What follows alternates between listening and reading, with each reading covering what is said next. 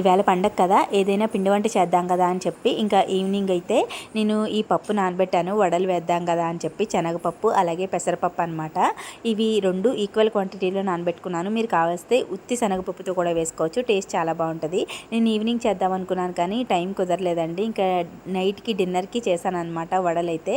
ఇంకా ఇవి వచ్చేసి నేను 5-6 గంటలు నానబెట్టుకున్నాను. నానబెట్టుకున్న తర్వాత 2-3 సార్లు కడిగేసుకొని మిక్సీ జార్లోకి వేసుకుని పచ్చిమిర్చి, అల్లం, జీలకర్ర వేసుకుని కొంచెం కచ్చాపచ్చాగా అస్సలు వాటర్ వేయకుండా ఆడుకోవాలన్నమాట గట్టిగా. ఇలా ఆడుకున్న మిశ్రమాన్ని ఒక గిన్నెలోకి తీసేసుకుని ఉల్లిపాయలు అలాగే పచ్చిమిర్చి కావాలంటే వేసుకోండి, నేను ముందు వేసాను కాబట్టి వేయలేదు.